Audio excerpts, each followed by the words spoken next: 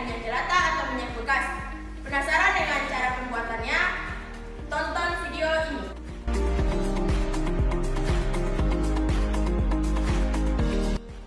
Latar belakang setelah kelompok kami melakukan riset pada beberapa artikel, salah satunya artikel dari situs Kemkes yang berjudul Dampak Penggunaan Minyak Goreng Secara Berulang Bagi Kesehatan.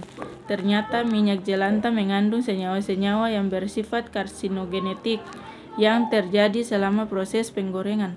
Jadi jelas bahwa pemakaian minyak jelantah yang berkelanjutan dapat merusak kesehatan manusia, menimbulkan penyakit kanker, dan akibat selanjutnya dapat mengurangi kecerdasan generasi berikutnya. Untuk itu perlu penanganan yang tepat agar limbah minyak jelantah ini dapat bermanfaat dan tidak menimbulkan kerugian dari aspek kesehatan manusia dan lingkungan. Oleh karena itu, kelompok kami memutuskan untuk membuat lilin aromaterapi dari minyak jelantah.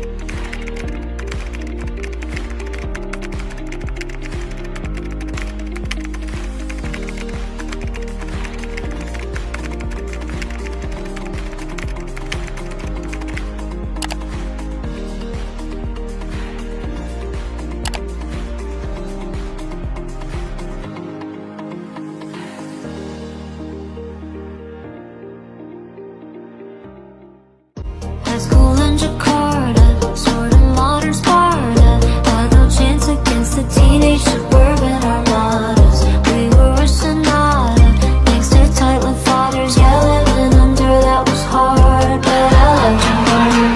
High school in Jakarta, a comedy drama. I still hate you for making me wish I came out smart. Jadi alat dan bahan yang diperlukan yaitu untuk alat kita memerlukan lidi, sumbu, dan botol kaca. Dan untuk bahannya yaitu pewangi pakaian, pewarna pakaian, stearin, dan yang terakhir minyak jelantah atau minyak bekas.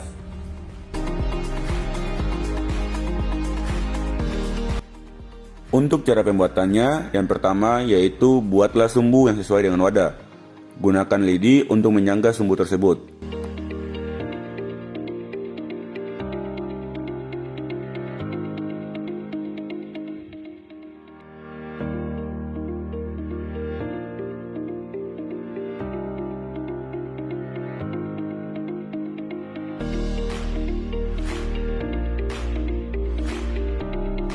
Untuk perbandingan antara minyak jelantah dan stearin adalah 1:1, atau 100 ml minyak jelantah banding 100 gram stearin.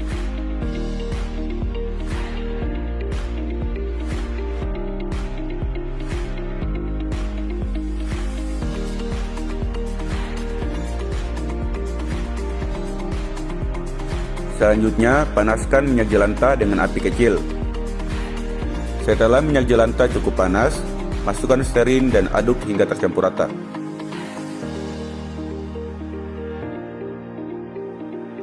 Selanjutnya, setelah minyak jelantah dan stearin tercampur dengan sempurna, masukkan pewarna pakaian dan pewangi pakaian, lalu aduk hingga tercampur dengan sempurna.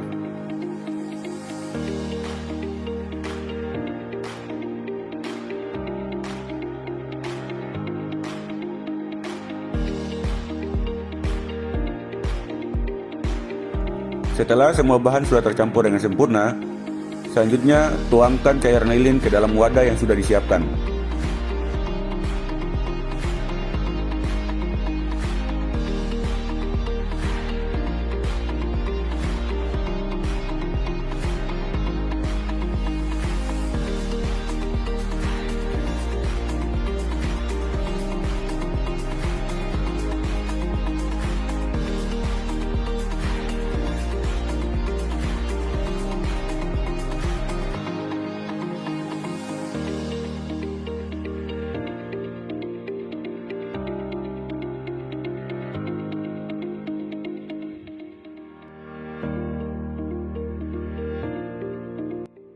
Stearin adalah bubuk putih yang tidak berbau, yang merupakan trigliserida yang berasal dari 3 unit asam stearat.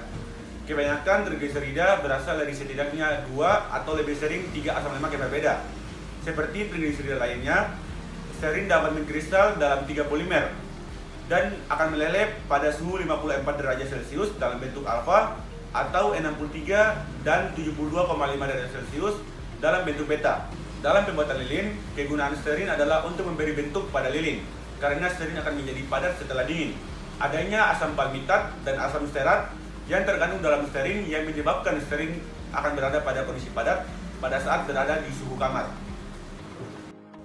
Lilin merupakan ekstrak dari asam lemak rantai panjang dengan alkohol rantai panjang antara 14 sampai 34 atom karbon. Lilin tidak larut dalam air tetapi larut dalam pelarut lemak. Lilin tidak pula terhidrolisis dan tidak dapat diuraikan oleh enzim yang menguraikan lemak. Lilin dari lemah madu terbentuk dari campuran beberapa senyawa, terutama merisleplamida. Sementara itu, lilin dari paus sebagian besar terbentuk dari setilplamitat.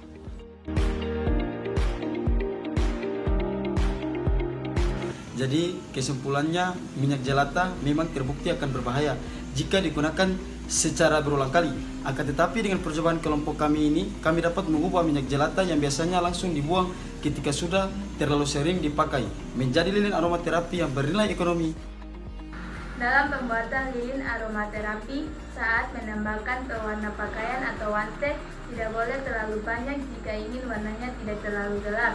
Kita bisa menambahkan setengah dari 1 kemasan, dan untuk stearin serta minyak yang ditambahkan harus sesuai takaran dengan perbandingan 1:1 atau 100 ml minyak banding 100 gram stearin, sehingga lilin yang dihasilkan tidak terlalu lembek ataupun terlalu kering hingga retak.